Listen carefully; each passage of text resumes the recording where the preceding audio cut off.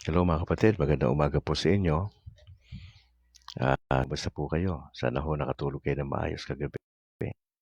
Napakabuti po ng Diyos sa atin at salamat po sapagkat bagamat medyo masungit ang panahon, okay na po tayo nagkita ho sa umaga ito at mahalaga po talaga na maging bahagi ng ating buhay ang pasasalamat sa ating Panginoon sapagkat napaka-importante po noon mga kapatid. Opo.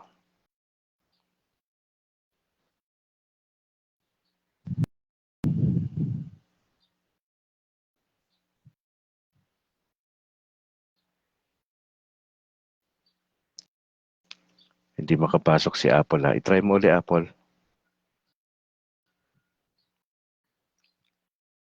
May technical issues daw kaya hindi ka makapasok. One more.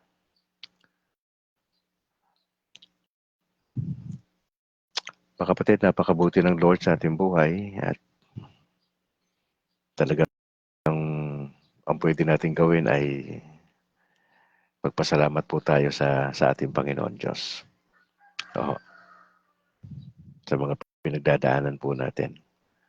I-try ho natin ulit si Apple makapasok kasi paka-importante yung papel ni Sister sa ating broadcast, yung pananalangin.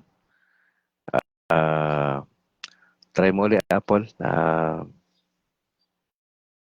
Jojo Galiste, magandang umaga bro. God bless sa buong pamilya. Maraming salamat for joining sa ating broadcast. Oo. Meron na tayong konting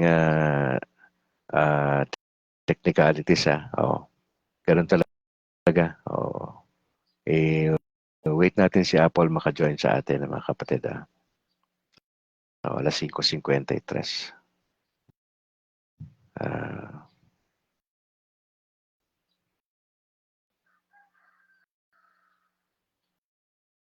Alright. Tayo natin siya. Hindi ko alam kung mga taga saan ang Galiste. Kung anong province po kayo. Pero maraming salamat for joining po. Ayun, nandiyan na si Apple. Good morning, kapatid. Magandang umaga, kapatid. Naririnig ba ako? Oo naman.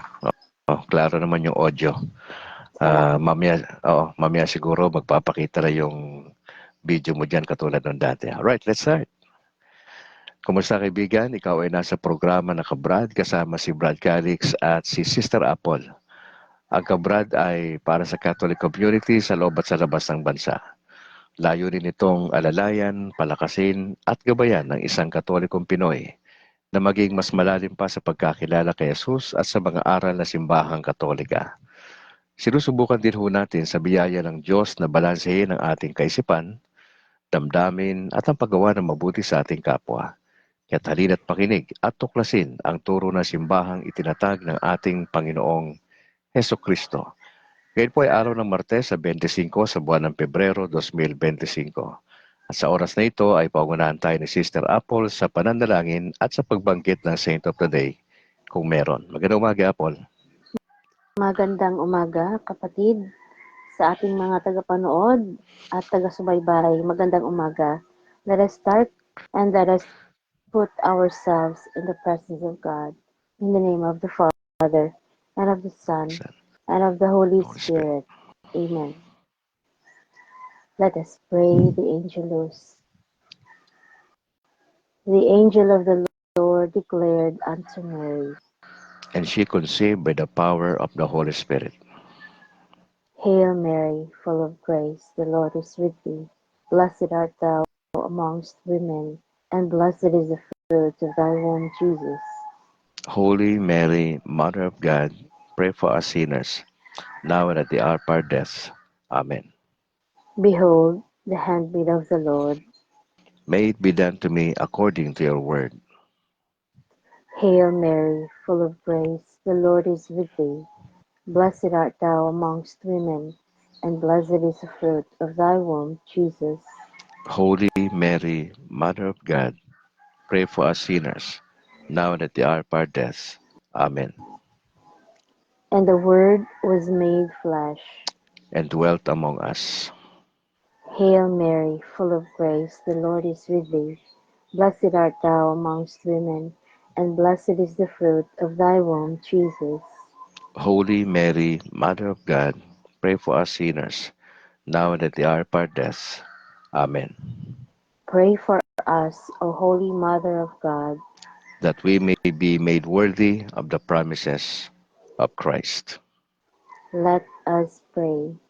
Pour Go forth, forth, we we beseech you, O beseech you, O Lord, Lord, thy grace grace into into our our hearts, hearts, that we, that we, to to whom whom the incarnation incarnation of of Christ, Christ, your your Son, Son, was made was known by made the known message with the of an message of an angel, angel, made by by his his passion and passion cross, and cross, be brought to be the brought to the glory of glory his of his resurrection, resurrection. through the The same same Christ Christ, is our our Lord. Lord. Amen. Amen. Glory be to the Father, and to the Son, and to the Holy Spirit. As it was in the beginning, is now, and ever shall be, world without end. Amen. Today is the 25th of February, Tuesday of the seventh week in Ordinary Time. In the liturgy, we have no saint celebrated. Mhm. However, the Church also remembers the memorial of Saint Nestor, Bishop of Magidos and martyr. Mhm.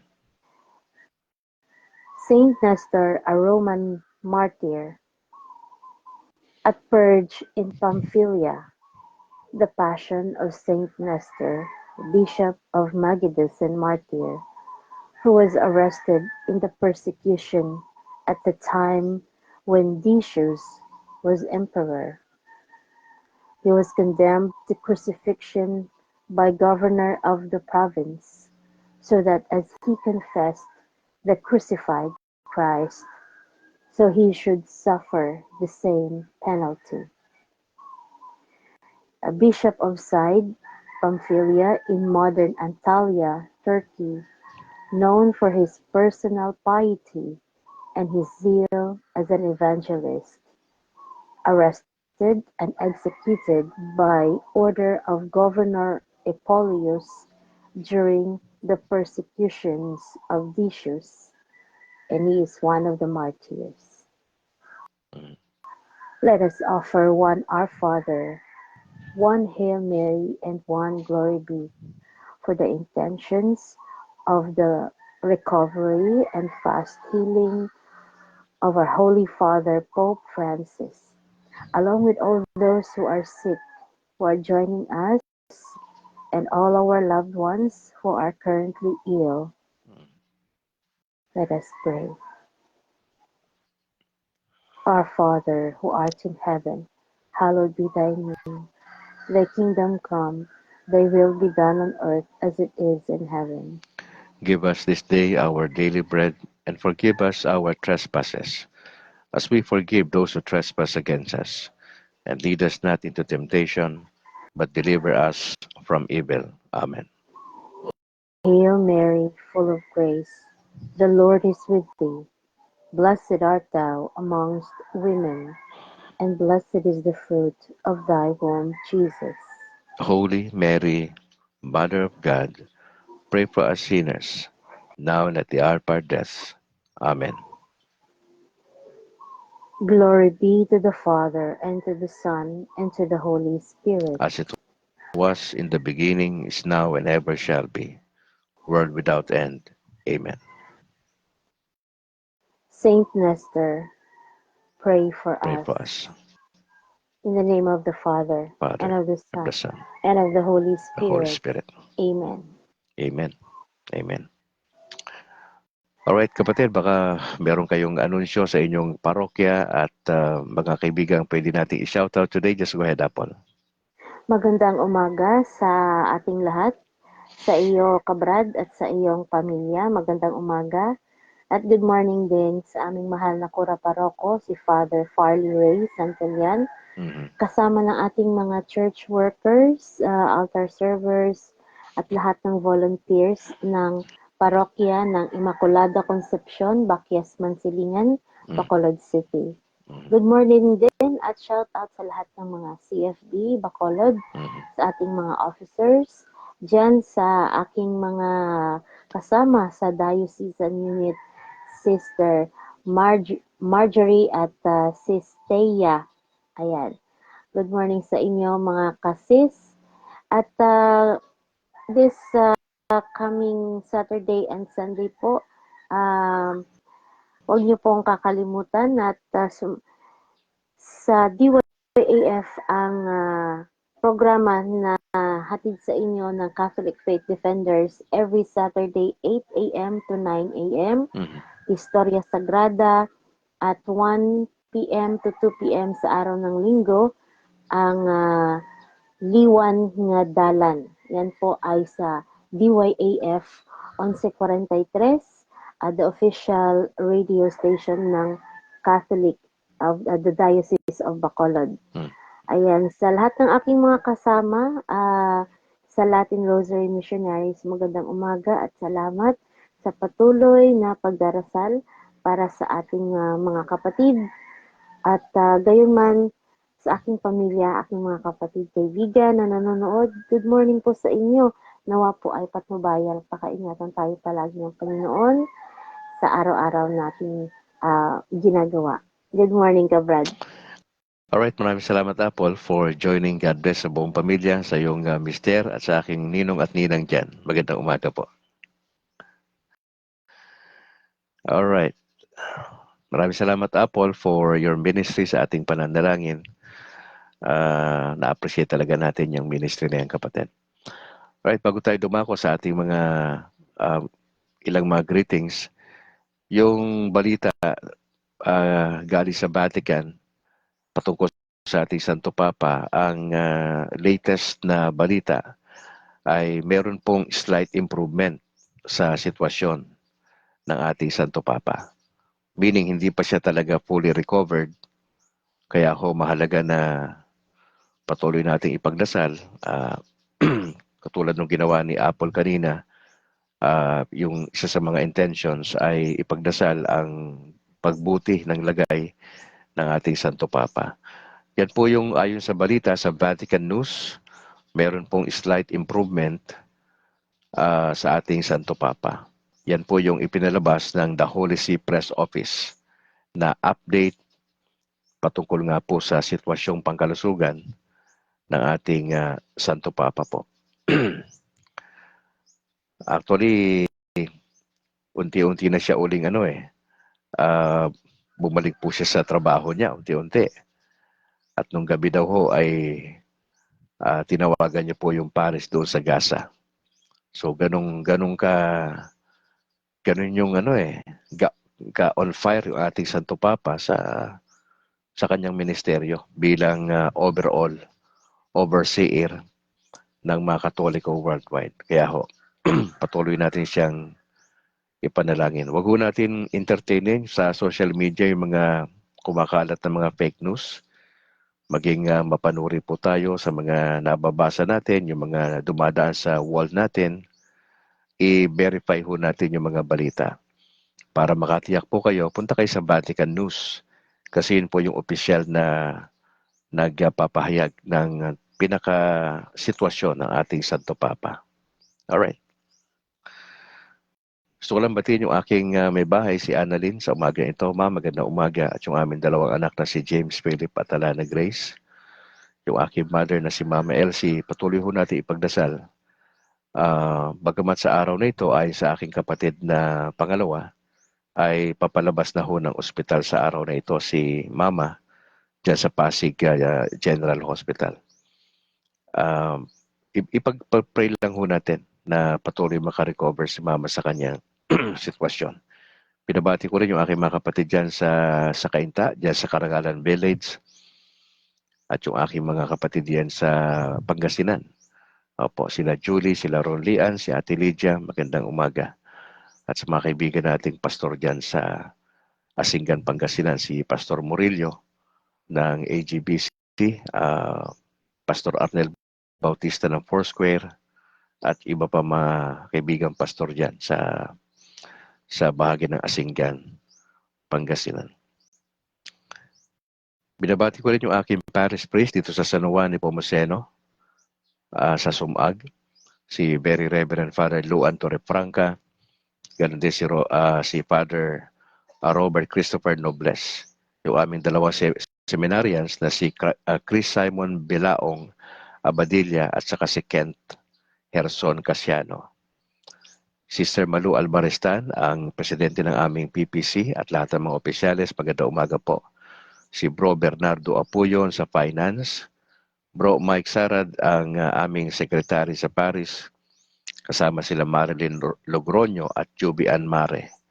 Si Homer Aspan, binabati rin natin at sa lahat ng mga parishioners dyan sa San Juan Nepomuceno Parish Church na kung saan ay miyembro si Brad Calix at ang aking buong pamilya. Maraming salamat. Gusto ko lang din i-acknowledge yung mga sharers ng ating videos, si Ate Ya Montejo, Corazon Gagi, Alben Bahan, kay Brad Ang Cortez dyan sa Kabangkalan, kay Agaton Ray Alfante, salamat. Kay Bobby Tarok, salamat. Kay Timbal Oni Bahian, kay Sonet Senas, kay Ebenezer Pastor, Mariby Cabato Largo, kay Darling May Peñaflor Sibonga. Maraming salamat sa inyo ha. Ganon din kay Ami Jokino Sano, dyan sa Fuji, Japan. Salamat. Philip Cesar Herrera, kay Jermeline Honasan Balahadya, dyan sa San Pedro, Laguna. Kay Ling Marquez, salamat. Kay Joshua Paminta Gasapo, sa Ordinaryong Katoliko, salamat sa pag-share ng video kay Puro Katoliko at kay Southwind Garcia Weldon. Siya po ay taga Lumbia, Cagayan de Oro. Maraming salamat po mga kapatid. Gusto ko rin pong i-shout out si Bishop Aldo Berardi at lahat ng mga paring Pilipino sa Holy Family Cathedral dyan po sa Kuwait. Ito po ay pa-shoutout ni Rego Perocho. Magandang umaga o tanghali o gabi dyan sa Kuwait. Hindi ako pamilyar sa oras dyan sa bansang Kuwait po. Pero pinapa-shoutout ni Rego yung kanyang bishop, si Bishop Aldo Berardi.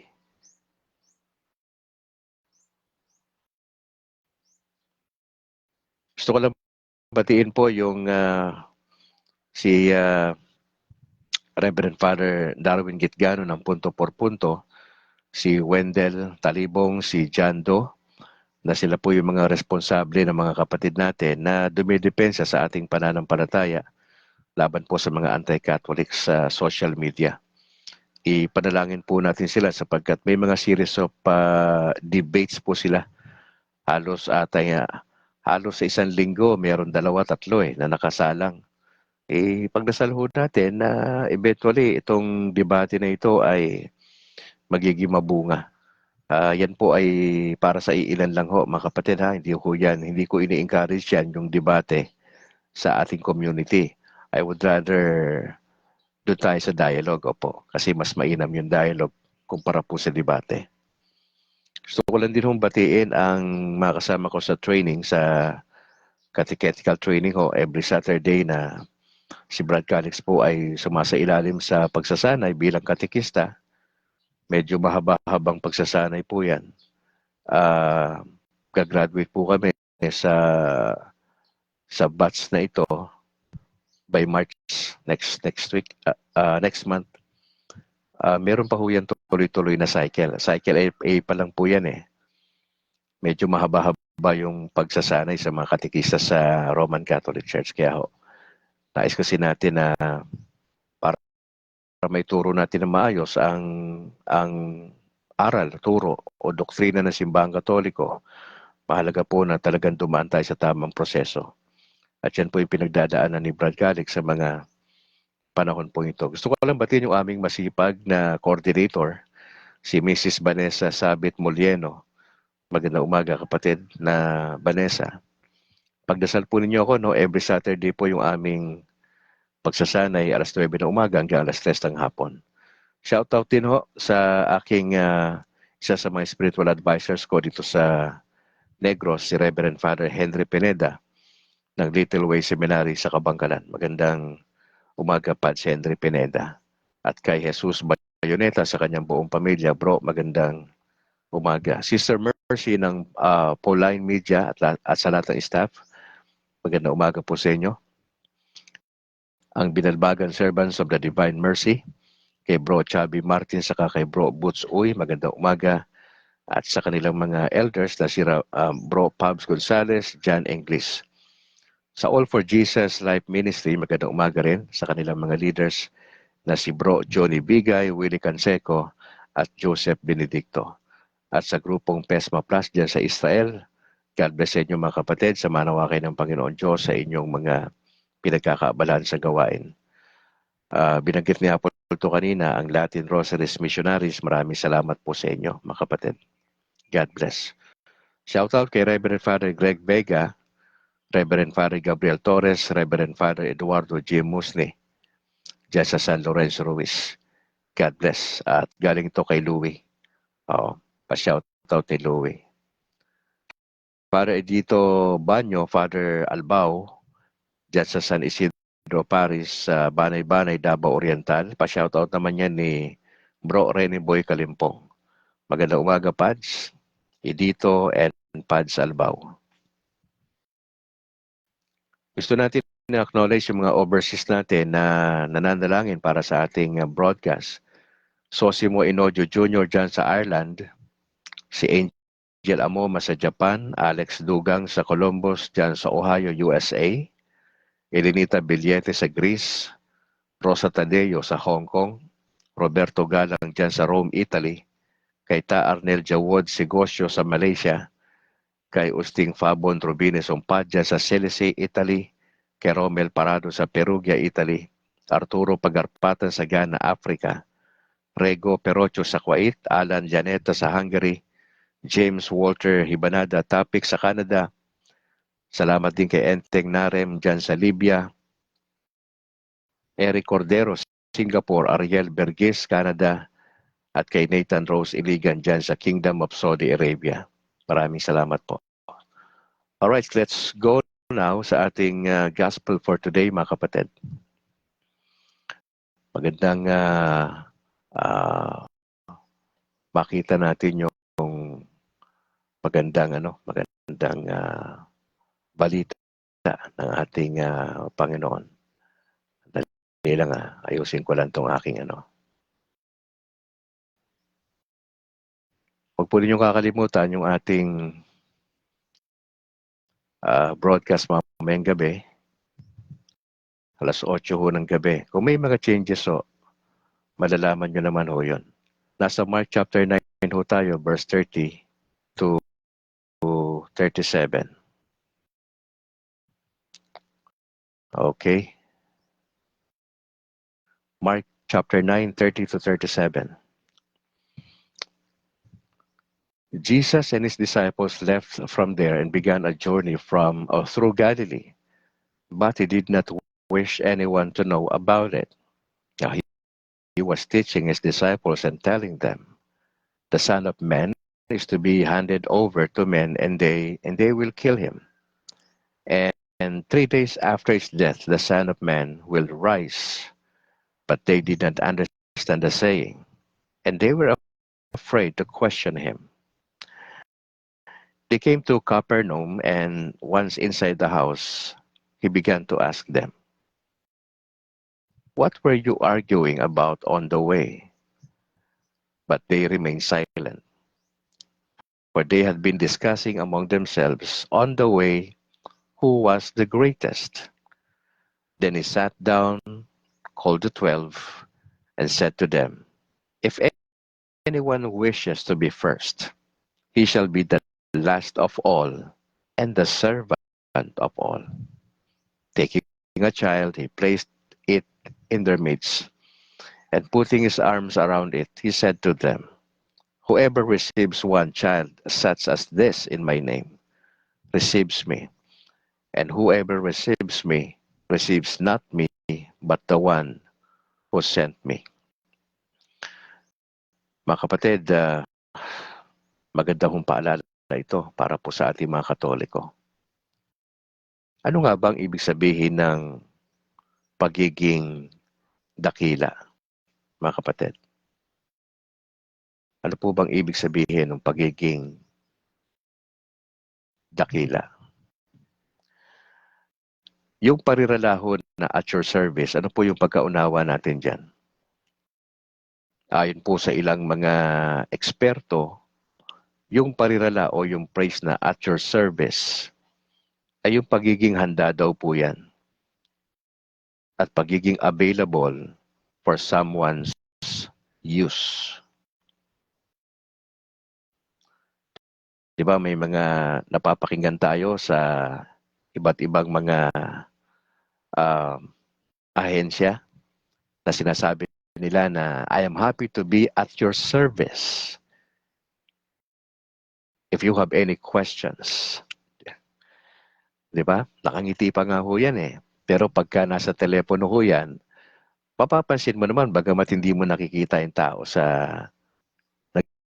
nagsasalita sa cellphone, etc. Yung paraan ng pagsasalita, yung tono, mapapansin mo na nakangiti yun. Yun po naman kung kayo po ay matalas ang inyong ikang kaisipan na napipicture nyo yung tao kung masaya, kung malungkot. Depende, di ba, kapag nagsasalita.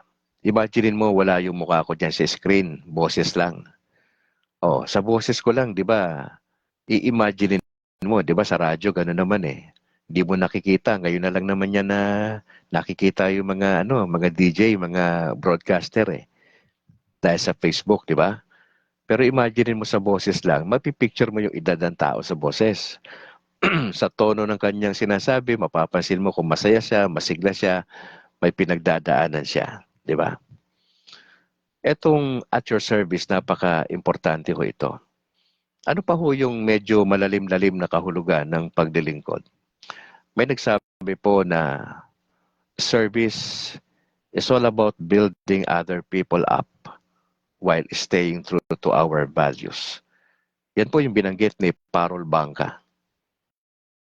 Sabi niya, service is all about building other people up while staying true to our values. Kaya ba natin yan?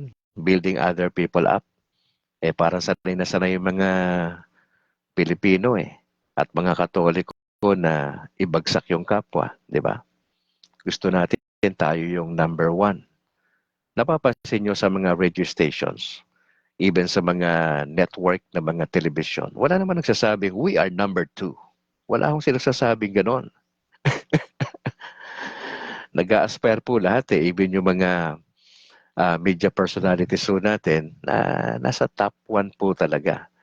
Ano mang klaseng trabaho po yan, endeavor, estudyante, nasa academe ka man, medisina, abogado ka man, gusto mo lagi nasa top 1 ka, di ba? Yun ang konsepto ng mga tao. Opo. Pero sa ating Panginoon, mapapansin nyo, kakaiba. Balikan natin yung passage. Naglalakbay ho madalas ang Panginoon sa pamagitan ng, naglalakad lang ho naman sila noon. Wala pa naman masyadong sasakyan sa panahon ni Jesus. Mostly naglalakad ang tao. Kaya mapapansin nyo, yung parents ni Jesus, nung 12 taon pa lang siya, naglalakad papunta Jerusalem. At sabi, it took, 2 to 3 days para from Nazareth to Jerusalem. Ganun kalayo. O siyempre, in between may mga pahipahinga pa yon, pero ganun kalayo. Kaya palagay ko, sa panahon ni Jesus, bibihira yung mga nagkakasakit doon kasi naglalakad Hindi sa panahon natin konting kibot lang di ba? Kung may scooter ka dyan pupunta ka lang sa, wala pang 1 kilometro nasasanay tayo magmotor, di ba? Pero pasinin nyo rito yung sistema sa kwento, mga kapatid. Yung Son of Man dito, tumutukoy yan kay Jesus, mga kapatid, opo. At isa sa mga ginagawa ni Lord sa kanyang panahon sa lupa, sa kanyang 3 taon na pagmiministeryo, ay magturo. At tinuturuan niya basically yung kanyang mga disciples. May sinasabi siya na itong Son of Man ito is to be handed over to men and they will kill him.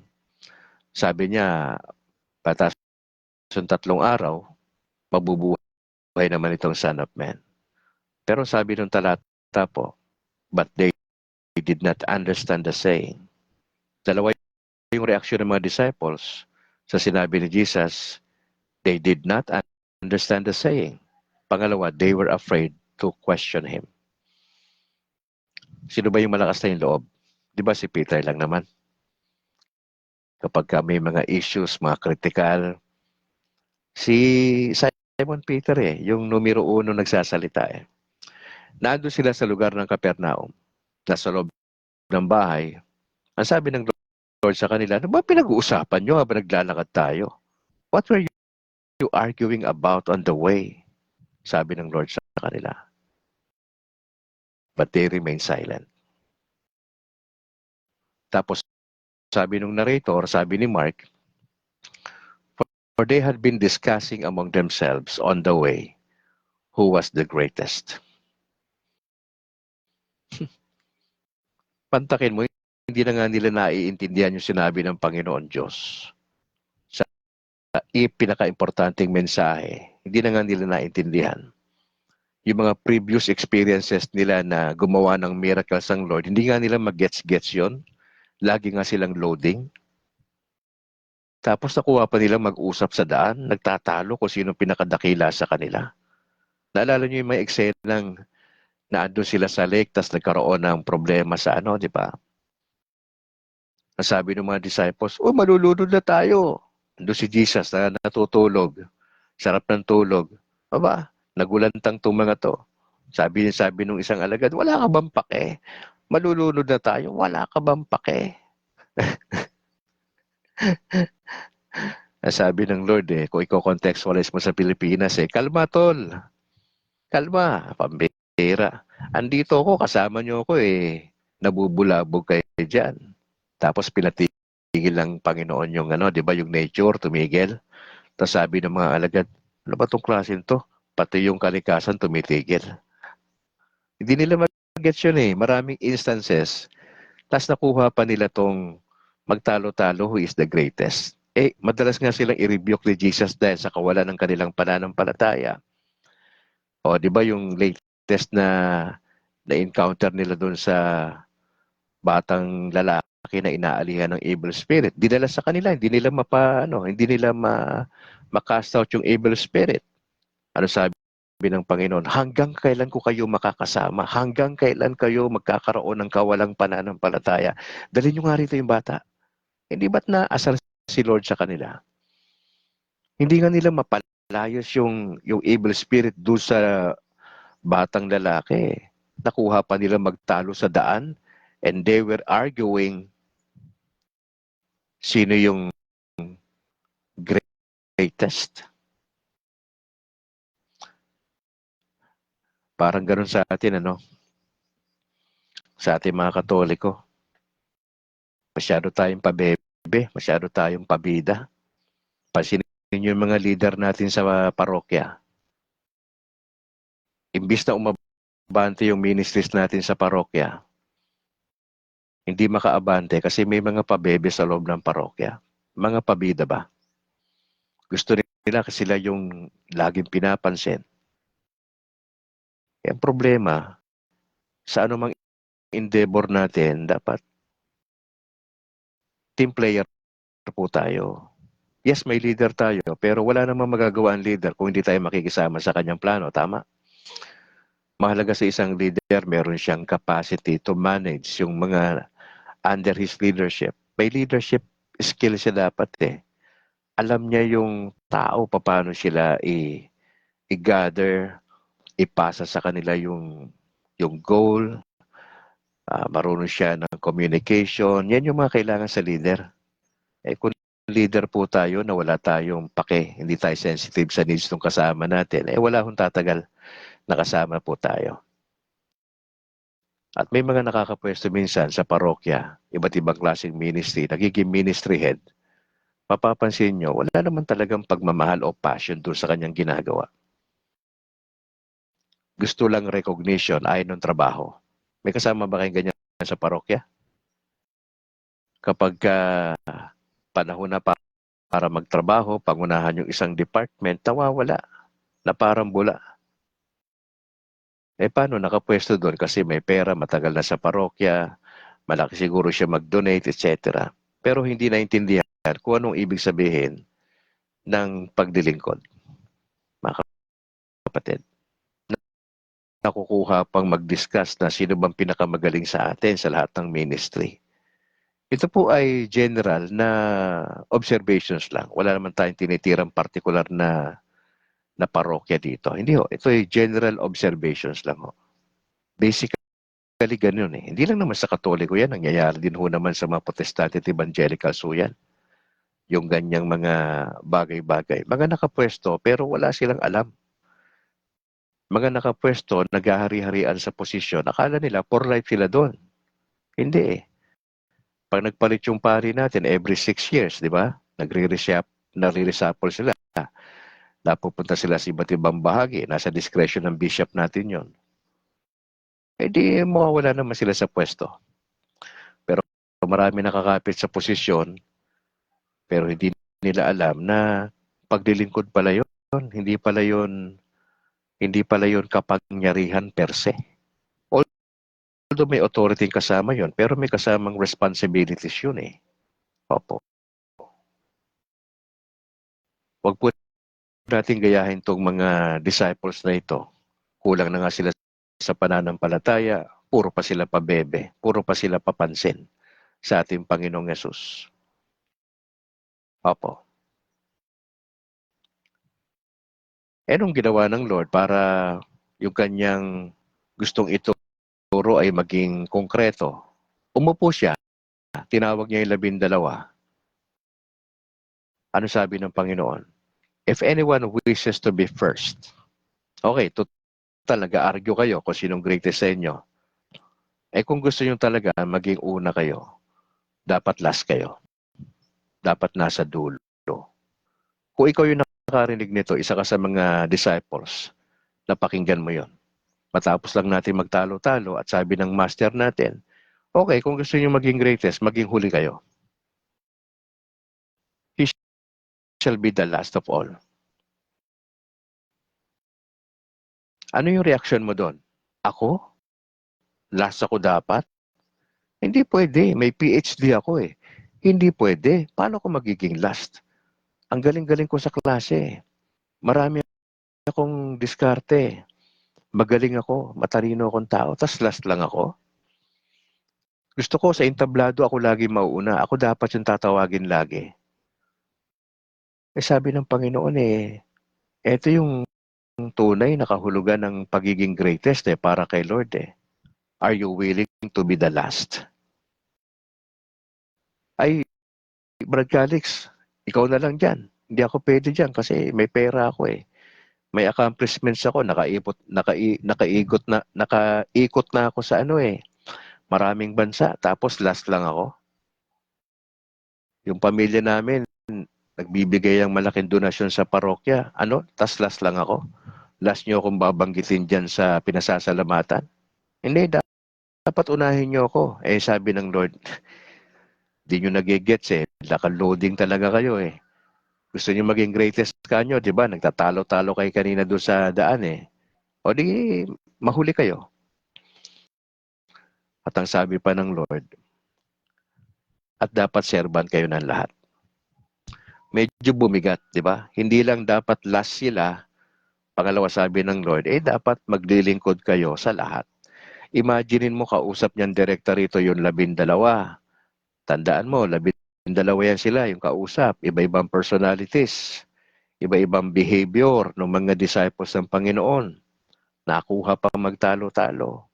Sabi ng Lord, ito ha. 12. Dapat pag gusto nyo maging greatest kayo kanyo, yun yung issue nyo kanina, di ba? Di maging last muna kayo. Pangalawa, maging servant ka ng lahat. Narinig mo yon, papayag ka ba? Baka sasabihin mo, Lord, teka muna, mukhang dihado naman nata ako dyan sa sinasabi mo na kanyo, mag-last kami sa dulo, tapos servant ako ng lahat. Alipin ako ng 11. Mga kapatid, yun kasi yung ano eh, yung kasi yung gustong i-ano rito, i-drive na point ni Lord eh. O ngayon, para mapagtibay pa yon, merong isang bata, kinuha ng ating Panginoon. Oh, He placed it in their midst, yung bata. Walang binanggit na edad, hindi rin binanggit kung lalaki o babae, pero ang sabi lang ng narrator na si Mark, na siyang author nito, a child. He placed it in their midst, and putting his arms around it, he said to them, "Whoever receives one child such as this in my name, receives me. And whoever receives me, receives not me, but the one who sent me." Mga kapatid, ang tunay na pagiging greatest para sa Panginoon, willing ka to be the last. Willing ka to be the servant of all. At para maging klaro yan sa kaisipan ng mga disciples at natin sa ating panahon, ang bata. Paano mo tinatrato ang bata? Bata ang edad? Ito, literal na bata eh. Literal na bata po yung pinakitang modelo ni Jesus eh. At ang sabi nung talata po, putting his arms around do sa bata. Ganun yung concern, yung malasakit ni Jesus. Meron tayong compassion, meron tayong malasakit dun sa bata. Basta sabihin ng iba sa atin, ang training ko, Brad Calix, hindi sa mga bata, pang-professional ako. Pang mga intelihenteng tao lang ako. Hindi ako pwede sa parokya na mag-handle ng bata. Doon nyo na ibigay sa ano yan, sa mga hindi nakatapos. Kapatid, hindi mo naintindihan yung pinagsasabi mo eh. Ito nga yung sabi ng Panginoon mismo eh. Yung example malinaw. Hindi po yan figure of speech. Yan po ay literal na bata na kinuha ng Panginoon Diyos bilang modelo na sinasabi niya doon sa mga disciple, eto ang tunay na pagiging greatest. Kung nagmamalasakit ka, kung tinatanggap mo ang batang ito sa aking pangalan, sabi ng Panginoon, tinatanggap mo ko. At hindi lang yun. Yung nagpadala sa akin tinatanggap mo rin. Kaya nga ho yung mga simbahan na may pagpapahalaga sa mga bata, approve ho yan ng Lord eh. Mga denominations, mga parokya natin sa Catholic Church na nagpapahalaga sa mga bata. That's why may mga katekista po tayo, di ba, sa mga elementary schools, under ng DepEd, yung mga catechist natin, na andun sila para ho turuan ng mga bata. Kasi yung paghuhubog ng values, di ba, sa bata, magandang simulan. Pagka sinubukan mo yan sa 13 anyos pataas, malabo na po yun. Kasi as early as di ba, mga below 13 years old nga ho, pagdating di ba, sa online, yun na yung nakikipag-usap sa kanila eh. Wala nang dating usapan ng parents sa mga bata ngayon. Wala na. Ang kausap na ng mga bata sa panahon natin ngayon, yung kanilang cellphone, si Sisi na kausap nila. Si AI na yung kausap. Mahilig na sila sa virtual. Wala. Kanyo yung dati sa unang panahon, sa panahon ko, 1970s, maganda pa komunikasyon nun eh. Nasira na yung komunikasyon natin dahil sa mga modern technologies natin eh. I mean yung tunay na komunikasyon.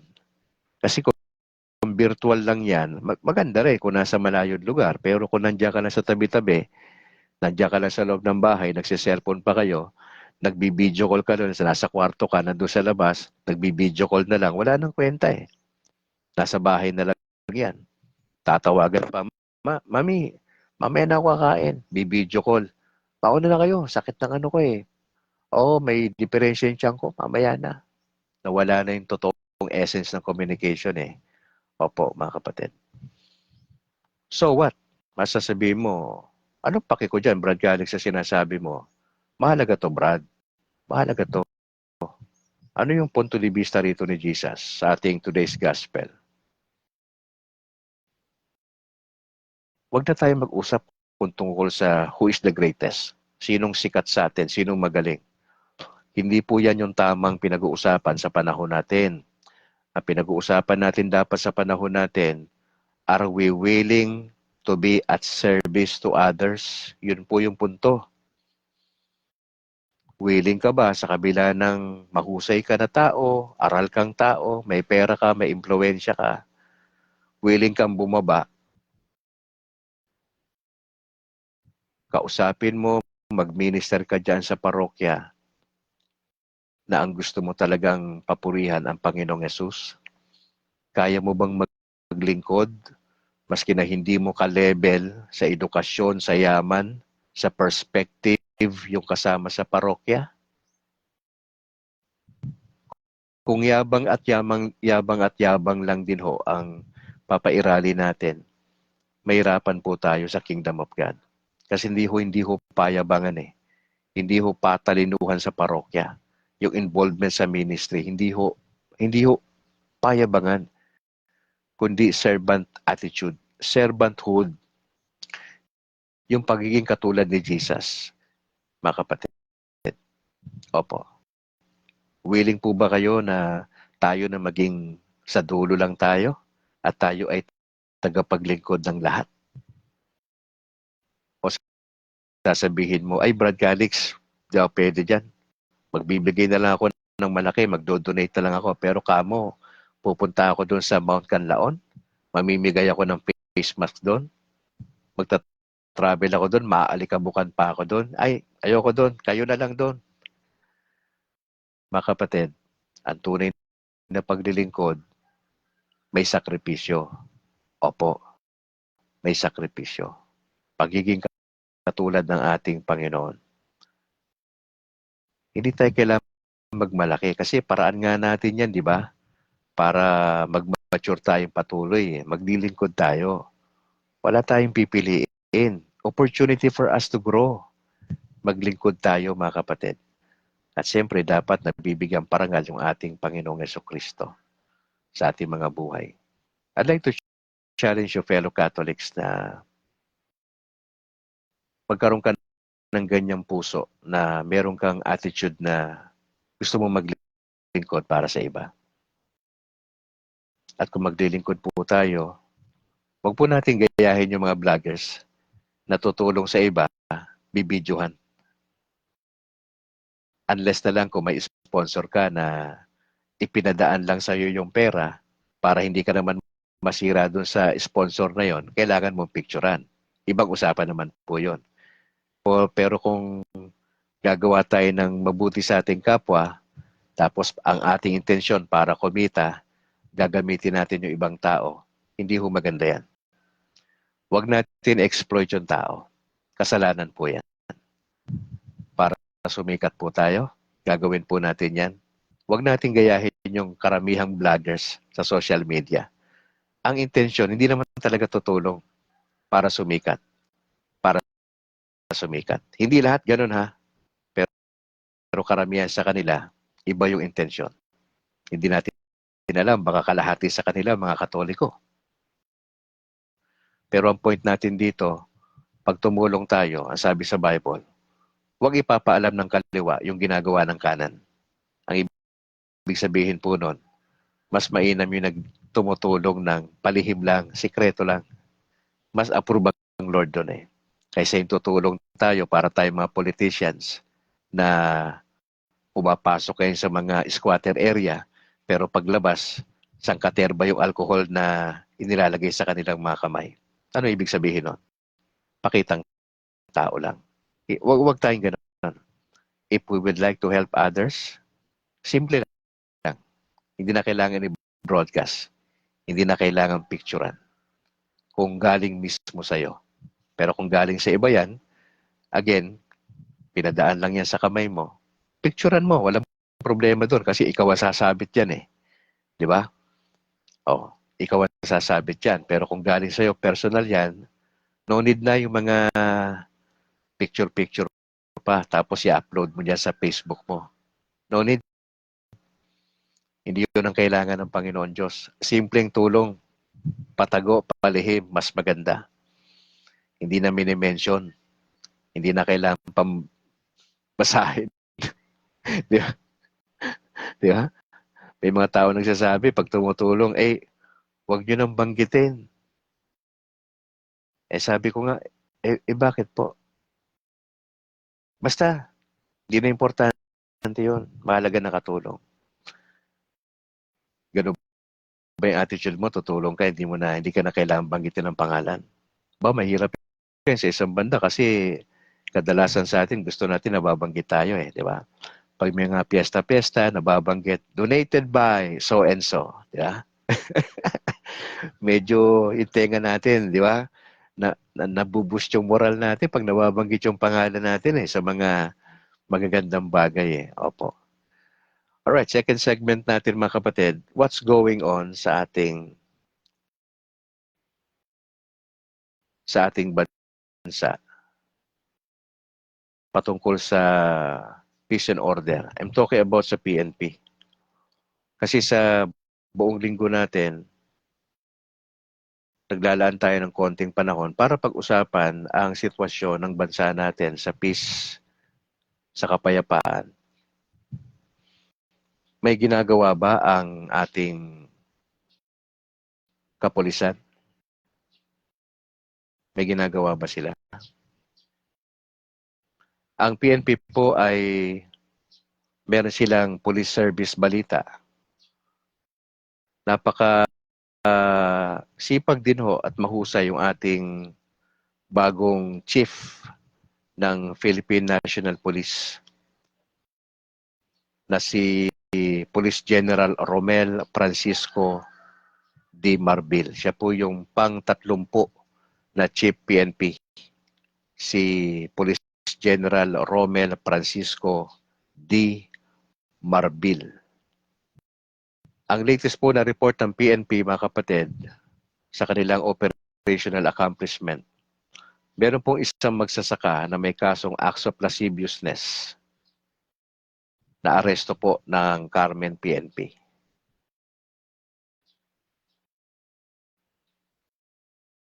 Marami din ho silang accomplishment. Merong 33 anyos na lalaki arestado sa Baybas sa Ilocos Norte.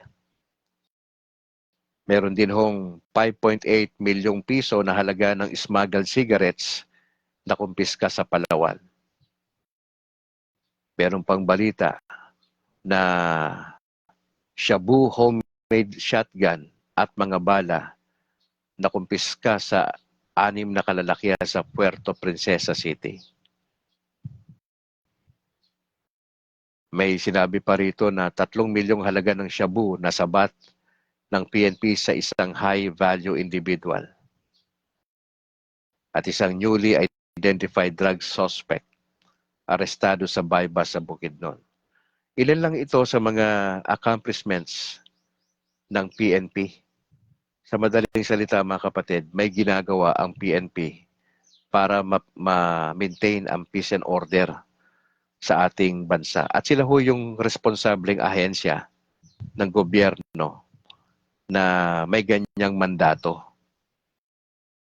Pagdasal ho natin ang ating ika-30 na Chief of Police ng PNP na si Police General Romel Francisco Marbil. Sa mga naunang balita ho ay patuloy po yung kanilang checkpoints sa lahat ng mga key cities and municipalities dahil po ongoing yung campaign period. Sa May 12 yung halalan itong taon. Ilang buwan na lang ho, halalan na po nationwide. Kaya po ipagdasal po natin ang PNP, especially po yung ating ika-30 na Chief PNP na si Police General Romel Francisco Marbil. Kamusta po yung peace and order sa inyong lugar, mga kapatid? Okay lang po ba? Nabanggit natin last week na bumaba yung crime rate sa Maynila. Hindi katulad noon dati. Meron pa rin, hindi naman nawawala yung krimen sa iba't ibang bahagi ng Pilipinas, nationwide. Pero may ginagawa yung pulis. Ang ano lang natin, isa po sa mga ginagawa ko nung ako'y pastor pa, life coach tayo dito sa Bago City Police Station. Matagal na po akong involved sa PNP. Nasa Maynila pa ako eh. At ako napunta sa Pangasinan na involved din tayo sa PNP na ministry. Hindi lang sa police, kundi sa mga prison, mga nakakulong. Nag-share po ako ng salita ng Panginoon Diyos. Namimiss ko na nga ho yun eh. Isa sa mga gusto kong gawin yon, yung magpunta sa preso, magsalita ng encouragement sa mga nandun. Kasi captive audience ho yun eh. Opo, yung mga nandun sa loob. Talagang makikita mo yung sincerity ng marami na pagkatapos ng Bible study, lalapit sa'yo, Pastor, salamat sa salita ng Diyos. Tapos, iahag ka. Kasi ang mga, pag nagpunta ka dun sa ganun, hindi ka dapat nagagalit yung birada mo ron eh.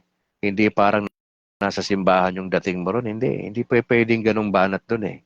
Pag nandun ka, more on encouragement, more on giving hope sa tao kasi nandun eh. Nasa loob eh. Sabi ko nga, imagine, magagraduate yung anak mo imbis na nandun ka sa entablado bilang tatay, nandito ka ngayon. Umiiyak po talaga yung mga nandun sa loob eh. Pag kinakausap ko sila ng heart to heart bilang tatay eh. Birthday nung asawa mo sa araw na to. Imbis na nag-date kayo sa isang simpleng restaurant, nandito ka, himas-himas mo yung bakal. Malayo ka sa piling ng asawa mo. Gusto mong yakapin ng asawa mo kasi wedding anniversary mo, ninyo, hindi mo magawa kasi nandito ka. Ganun yung ano eh, ganun yung ginagawa ko sa mga nasa bilangguan. Pagkatapos ko magsalita, pupunta sa akin, may hug. Pastor, salamat. Yung makapagbigay ka ng encouragement, malaki yun eh. Tapos may mga pagkakataon na sa isang sikat ako na mall sa Bacolod City. Tapos may nag-approach sa akin. Sabi niya, Pastor, naalala mo pa ba ako? Sabi ko, hindi, pasensya na. Nakalaya na ako. Ito, meron akong ginagawa ngayon na na sideline ganito. Salamat sa salita ng Diyos ha.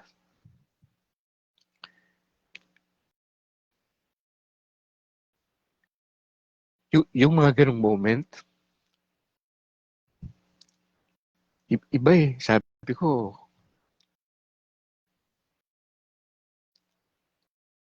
Lord, sana marami pang pastor. Marami pang mga pare. Ang mga mai-involve niya sa preso na mag-share ba? Kasi sa akin, living testimony yung mga taong ito na magpapakita sa iyo sa public na lugar at sasabihin, Pastor, salamat sa word ha. Nung nasa loob ako, salamat, nagtyaga kayo sa amin. Nakalaya na, kakalaya ko lang. Alam nyo ba na kapag nakulong kayo sa Pilipinas, lahat ng mga negatibo matatanggap ninyo. Hindi kayo pwedeng tanggapin sa trabaho. Ganun sila ka-outcast tapos tayong mga naglilingkod sa Panginoon. Hindi natin alam kung paano sila i-manage. Wala tayong pag-asang ibinibigay sa kanila ang Panginoong Yesus. Pero magandang encouragement ito sa mga pastor at mga Katoliko na itry ninyong mag-minister sa loob ng bilangguan.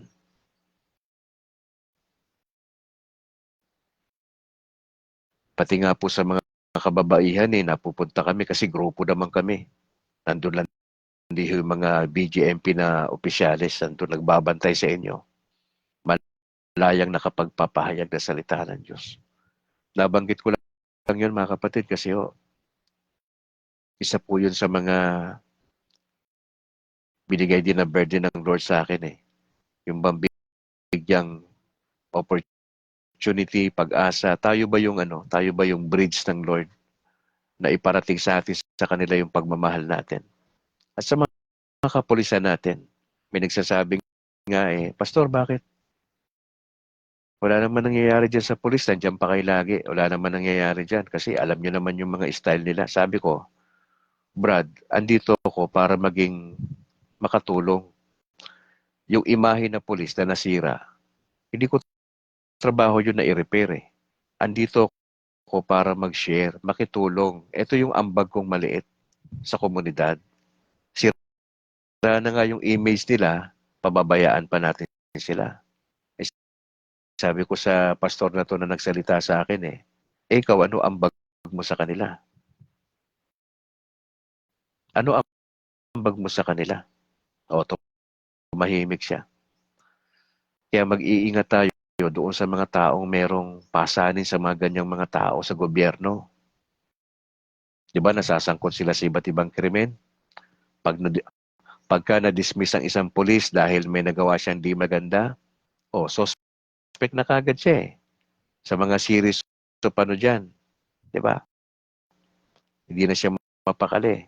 Wala naman siyang ibang gagawin talaga malibang magpapakatino talaga siya. Pero ang point natin, anong pwede nating itulong? Ganun lang. Ano yung service natin sa kanila? Hindi naman lahat ng pulis korap Hindi naman lahat. Marami lang. Pero ano yung involvement mo dyan? Ano ang pwede mong gawin para sa kanila? Yun yung hamon sa atin mga kapatid. Alright, time check, 6:52. Gusto ko lang mag-announcement bago tayo tuluyang magpaalam dito sa ating broadcast. Ang Association of Pastors Converted to Roman Catholic Church in the Philippines Incorporated ay magdiriwang po sila ng kanilang ikasampung anibersaryo sa March 4, 12 ng tanghali. Gaganapin po yan doon sa Pastors Formation House sa Lumbia, Cagayan de Oro City. Yan po ay pinapangunahan ni Bro Noe Dora. Ipagdasal po natin na yung needs ay maibigay ni Lord. Dapat pupunta tayo dyan sa Cagayan pero dahil sa sitwasyon ni Mrs., I was advised na wag na muna. Baka next year po sa kanilang 11th anniversary po. Shoutout din kay Archbishop Julius Tonel. Nabanggit na naman ni Apple kanina yung ministry ng Catholic Faith Defenders kung saan kasama si Brad Calix saka si Sister Apple.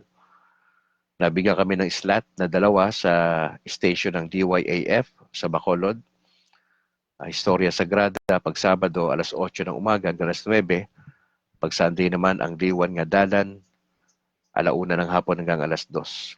Katoliko ako, DYAF ang radyo ko. Nagdadasal po yung grupo namin na mabigyan po tayo ng slot dyan sa DYAF na hiwalay na programa. Siguro I'll be given a chance, yung nasa mind ko mga OFWs na mga Katoliko kung paano sila alalayan doon. May mga kantahan, may mga kwentuhan, at merong maikling word of God. Yun po yung aking plano, given a chance dyan sa DYAF. Tututok tayo sa ating mga OFWs na mga Katoliko. Kung gusto po ninyo tumulong sa CFD sa Diocese ng Bacolod, ay puntahan po ninyo ang aming FB page, ang Catholic Merchandise.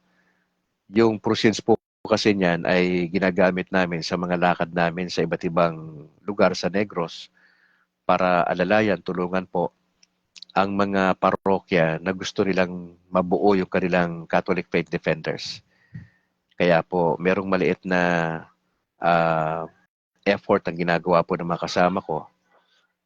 Pasyalan po ninyo, makakatulong po kayo sa amin sa FB page, Catholic Merchandise. Lahat po ng mga items na nasa isip ninyo ay meron po. Ang mga sizes, mga kulay ay meron din po. For more information, you can call 099285500205. Catholic Merchandise po FB page namin. Nagdadasal po kami, mga kapatid, na 1 hektarya sa Bacolod, na ang reason po niyan ay para yan doon sa mga converted pastors na magjo-join.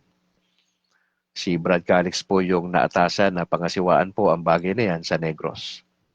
Hindi ko po yan property. Kung bibigyan tayo ng Lord, ako po ay steward lang. Ako ay manager lang ho. Nagdadasal tayo na 1 hektarya. Ang plano po dyan, paggawa ng chapel na kasya yung 100. Tapos papagawa kami ng maliit na bahay ng aking pamilya kasi lilipat po kami doon para i-manage yung gawain.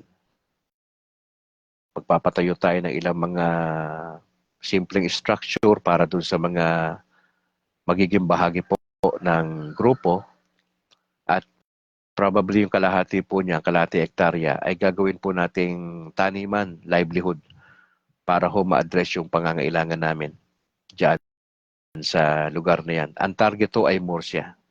Pag-pray natin na may mag-donate ng lupa 1 hektarya para sa gawain ng Panginoon Diyos. Hindi ho imposible yan. Posible po yan ang mangyari. Maaaring ibigay ng Lord yan sa second quarter, maaaring ibigay ng Lord yan next week, maaaring ibigay ng Lord yan sa birthday mismo natin sa December 3, na I will be celebrating my first year anniversary sa Catholic Church bilang formal na naging bahagi po ng Katolikong simbahan. So ipagdasal po natin yan. Medyo mahaba-haba po na proseso yan. At tignan natin kung anong kalooban ng Diyos. Probably hindi Murcia, pero yun ang nakikita naming lugar na medyo maganda, na suited for livelihood. Alangilan, pwede rin naman sa Alangilan, pero tignan natin kung ano ang mas maganda, kung saan tayo dadali ng Panginoon Diyos. Opo.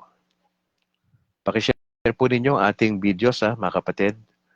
Pakisuportahan yung ating YouTube channel na State of Grace TV. Nandyan po nakalagay lahat yung mga daily reflections natin from Monday to Sunday. Dire-diretso po yung broadcast natin. May umaga tayo at meron tayong gabi. Please comment kung gusto nyo pa ako magbalita, kasi inaantay ko lang ho kayo. Kung gusto nyo pang marinig na nagbabalita po ko, yung nagbabalita po talaga sa parang sa radyo. Kasi ginawa ko na po yan. Kaya lang nagdadalawang isip ako kung kailangan pang gawin. Kasi public service din po yan. Nagbabalita tayo ng local news dito sa Negros. Meron akong mga 3 hanggang 4 na items na national news. What's going on sa Maynila. Meron tayong international news at meron tayong Vatican news.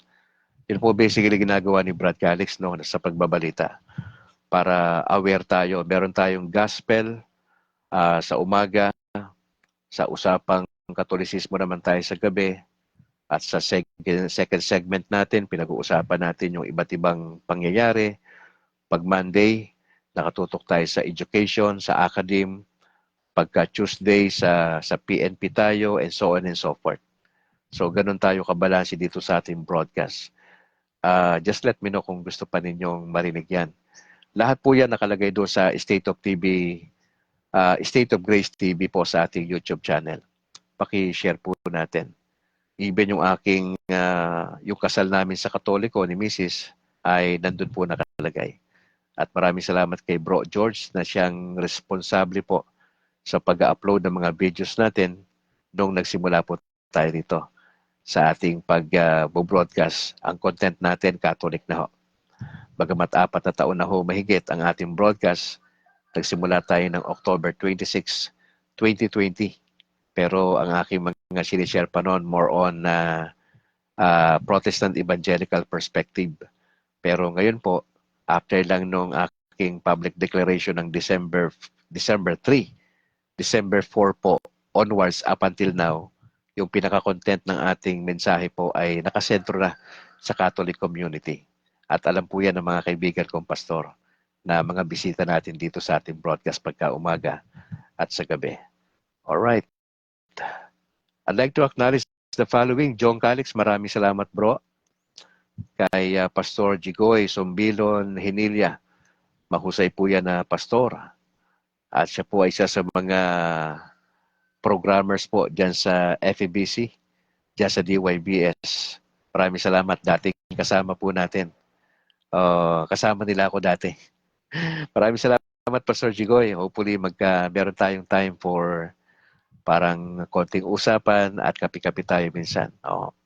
Salamat. Si Pastor Benjamin Calpo dyan sa US, maraming salamat. Pastor Benjamin. Si Argyon Kapadgan. Hindi ko alam kung tama ang banggit ko, Bro Arjun, ng surname mo, pero salamat. Si Janet Tenoria, maraming salamat po for joining sa ating broadcast. Si Bobby Taruk, maraming salamat. Yung aking may bahay, nandito rin. Si Buddy Boy Calixtro, yung aking kapatid. Tol, maraming salamat for joining. Kay Sire Oremor, salamat. Kay Cal Kaedong Manalo, maraming salamat po. Kay Rosa Tadeo dyan sa Hong Kong, salamat po for joining. Yung aking kaibigang pastor na si Pastor Dominador Murillo ng Amazing Grace Baptist Church dyan sa Asingan, Pangasinan. Magandang umaga, Pastor, at kay ate at sa inyong buong pamilya at sa inyong mga pastors under your leadership. Pakikamusta na rin ako kay Pastor Arnel Bautista na kumpare ko dyan na Foursquare. Maraming salamat. Kay Pipito Barbon, salamat bro for joining. Kay Ordinaryong Katoliko, salamat. Ismael Bernat Galindo. Kay Junior Coronel, Ray Agaton, salamat. Jermeline Honasan Balahad dyan sa San Pedro, Laguna, salamat. Kay Monet Ramos, magandang umaga po, God bless. At sana nga po makapasyal ako dyan sa Catanduanes by October. Salamat, Corazon Gagi, Armida Decena, ma'am, salamat po. Kay Doc Ron Luis Soliman Lim, isa sa mga hinahangaan nating pastor dyan sa Pasig City. Maraming salamat, Doc Ron Luis Soliman Lim. Salamat po. God bless sa inyong buong pamilya. At kay Doc Greg Lyons, sa mga tropa natin dyan. Kay Sir Vincent, wala pang usap-usapan kami, pero palagay ko pagagalitan ako.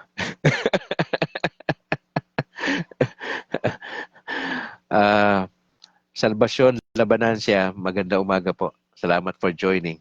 Kay Jojo Galiste, salamat Jo. Kay Apple, nandito pa si Apple. Salamat Apple sa suporta. Sino pa ba? Inamiss natin dito. So far, wala naman na. Maraming salamat mga kapatid for joining sa ating broadcast. Tayo po'y manalangin. In the name of the Father, and of the Son, and of the Holy Spirit. Maraming salamat, Ama, sa opportunity na kami ho ay natuto ng inyong salita. Tulungan nyo kami na magpahalaga po kami sa paglilingkod sa kaming kapwa. Ayaw po naming tularan yung naging asal ng mga disciple na nakuha pa nilang magtanong kung sino yung greatest sa kanila. Hindi na sila nahiya sa Panginoon. Sana hindi kami ganon as we serve you sa iba't ibang parokya namin. Meron kaming humility, yung at your service ba na attitude. Yun ang kailangan sa panahon na ito.